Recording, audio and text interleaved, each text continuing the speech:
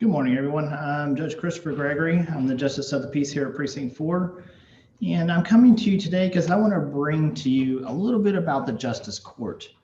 Not a lot of people, and I say not a lot of people, but there's a lot of questions about what all the Justice Court does. So I want to come to y'all and kind of bring the Justice Court to y'all and introduce y'all to the Justice Court.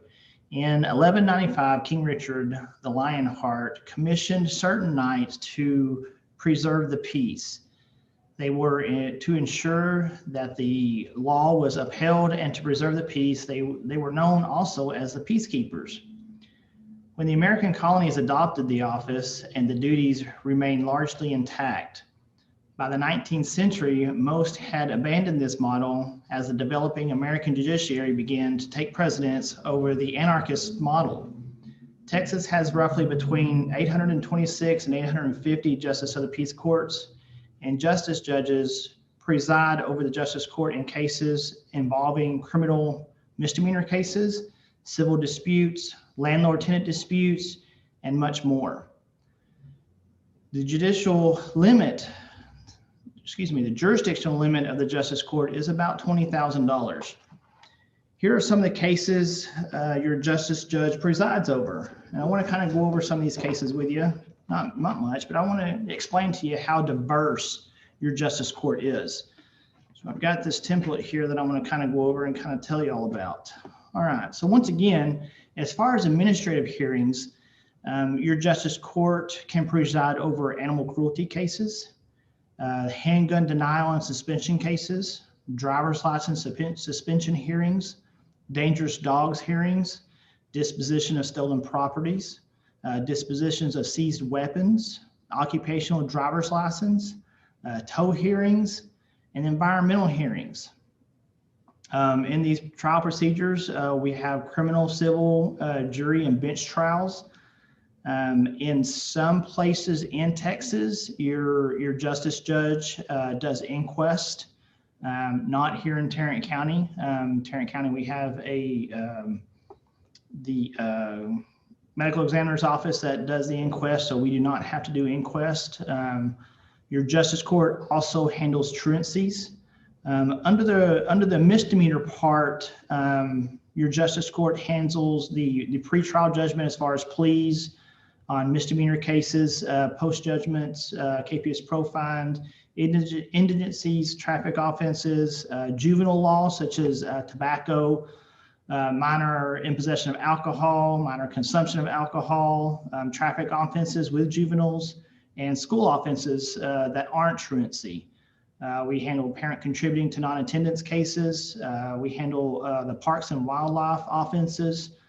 And then we handle any appeals with that. So in your civil cases, we handle the debt claim cases. We handle small claim cases, evictions and landlord-tenant issues with residential evictions, commercial evictions, manufactured home evictions, writs of reentries, writs of restorations. We handle repair and remedy cases, writs of retrieval, if you want to retrieve your property. Also, we handle post-judgment remedies, which are writs of garnishment, writs of executions, and turnover orders and receiverships. In these trials, we also handle the discovery aspects of the case and appeals. We handle the pretrial motions in the debt claim and civil cases. Which the pretrial motions can lead to jurisdictional issues, pretrial writs, and or writs of sequestrations with attachments. As you can see, the Justice Court is a conglomerate of a lot of stuff. Your justice judges have to deal with a lot of different issues, and also your court clerks. And I will tell you, as a justice judge, I've been on the bench for 2 years. I am as good as my clerks. My clerks make me look good. It was definitely interesting jumping into this position and taking a hold. But I wanted to come and just meet with y'all and kind of explain to you a little bit about what the Justice Court does. I didn't want to take up a lot of your time, but I know here lately we've had a lot of questions on what all the Justice Court does. And as you can see, this is actually what I was reading from. This is basically a list of the different stuff that we do, basically in a nutshell. It still doesn't get down into the depths of, the issues of discoveries or the issues of appeals. Some of the issues with writs and garnishments, a lot of times we have to have multiple hearings on that. Writs of executions have to have multiple hearings on that. Turnover receiverships. So what a lot of people don't know is that a plaintiff files a case.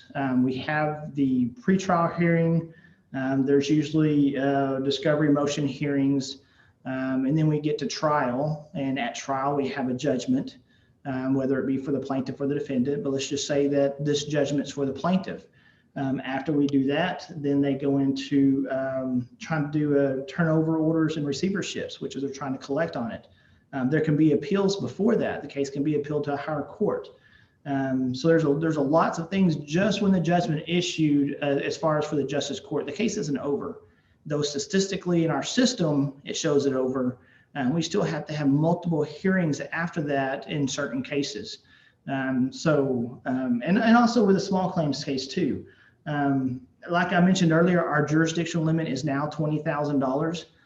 So that brings in a bunch more, a wider variety of cases that we have to deal with. Brings in more car wreck cases that we have to deal with, medical claims cases that we have to deal with. They still fall under the umbrella of the small claim cases, but it's still a bunch of different aspects that we deal with. And I just wanted to come to y'all and just kind of show y'all a little bit of this. Like I said, not a lot of people understands what it is. They see Judge Judy. There's a couple other ones, and though those are very demonstrative, people are paid to be demonstrative on that. Judge Joe Brown, I think, is another one, and there's several of them out there. But that is not just what the Justice Court consists of. The Justice Court consists of multiple different facets of other stuff. So I wanted to come to y'all, like I said, and kind of introduce y'all to the Justice Court and kind of where we started and kind of where we're at and kind of where we're going. I will tell you that through this pandemic issue, that we have turned absolutely mainly online and virtual. That is good and bad. If any of y'all watched the evictions previous to this, you can see where there's some good issues and where there's some bad issues. I think that's something that we need to take up and look at. I think the virtual part is somewhat advantageous, but I think that there's also people that just don't have the ability to do that, and that we possibly deprive them the right to justice if we require that. But anyways, I wanted to introduce y'all to the Justice Court and kind of tell you a little bit about it, and that I love being in this office, and I love serving my